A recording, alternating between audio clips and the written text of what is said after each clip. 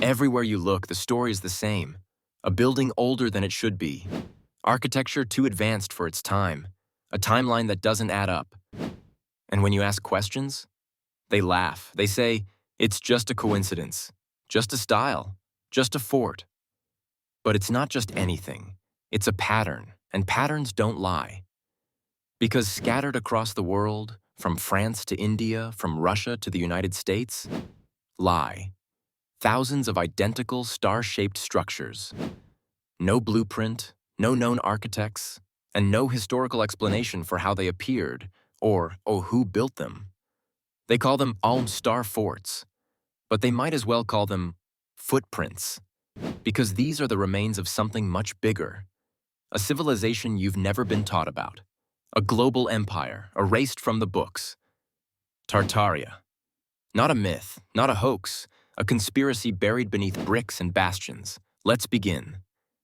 Star forts, or bastion forts, are geometric, symmetrical, and highly advanced military fortresses. They appear all over the world, in places that supposedly never had contact with one another.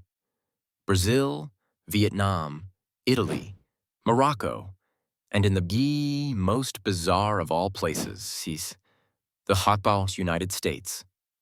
Star forts in New York, San Francisco, Florida, even remote islands like Guam. But here's the problem. These forts existed, before. The cities around them. Before colonial expansion. Before the wars, they were supposedly built to fight.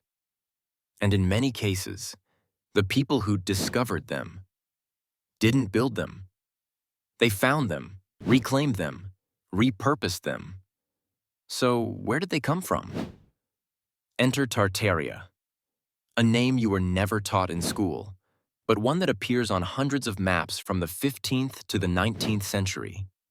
Tartaria, or Grand Tartary, was once labeled as the largest empire on Earth, spanning from Siberia to the Pacific, even touching parts of Europe and North America. You'll find it on maps published by respected cartographers, not fringe theorists. But by the late 1800s, the name disappears, replaced, erased. And with it, the memory of an empire that once stretched across continents.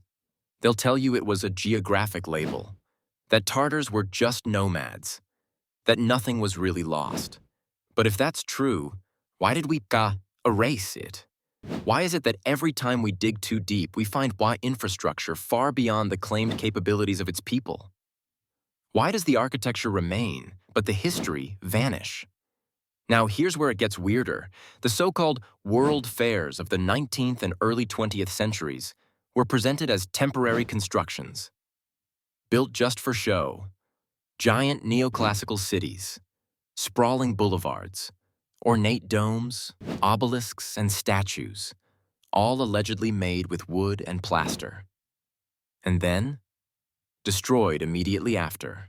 Why? They say it's because they weren't meant to last. But look at the photos, the scale, the detail. You don't build entire cities from scratch for a 3-month event, just to tear them down again. Unless you didn't build them at all. You inherited them. What if these world fairs were cover-ups? Grand reset events to showcase and then destroy the remnants of the Tartarian Empire? Wipe the memory. Burn the blueprint. Replace it with a new narrative. Now let's talk about architecture. All across the world, buildings from the 17th, 18th, and even early 20th centuries share the same impossible characteristics. Giant doorways, far too tall for human use. Windows halfway underground, as if the buildings were buried. Dome structures designed for resonance, not fashion. Spires and antennas placed exactly where modern tech would put energy receivers. Ask yourself, why would a post-colonial town in Kansas have the same Greco-Roman architecture as a palace in St. Petersburg? Why would a prison in Australia have the same symmetrical layout as a fort in Tunisia? Why do city grids from 300 years ago align perfectly with Vaul's sacred geometry? Why is this everywhere? Because Tartaria wasn't a country. It was a system A civilization built on knowledge, resonance, architecture, and possibly even free energy. The buildings weren't just shelters, they were machines. And when the reset came, they couldn't risk us understanding that. Still not convinced? Let's revisit the mud flood. In cities across Europe and America, entire first floors are buried beneath the ground. People dig up sidewalks only to find full doors, windows, even staircases underground. And what does the mainstream say? Construction error. Building codes changed. Don't worry about it. But what if there was a cataclysm? A sudden flood of mud that swept through the cities of the old world, not caused by nature, but by the reset. They didn't bury history. The reset did. And when the survivors emerged, they were told it was all new. This is the Tartaria conspiracy, that an ancient global civilization existed, built with sacred geometry, resonance-based technology, and free energy systems. That it left behind infrastructure we still can't explain.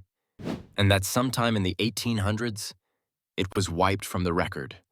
The buildings were claimed, the maps rewritten, the knowledge sealed away. What we call history isn't a record of progress. It's a carefully curated script, built on ruins, edited for control. Because whoever controls the past controls the present. And Tartaria? Tartaria might be the missing chapter that explains on everything. Next time, on Beyond Official Records. They call it ancient mythology, but dozens of cultures tell the same story. A lost land, advanced technology, and a sudden, violent end. The deeper you dig, the more it sounds like Atlantis wasn't a legend.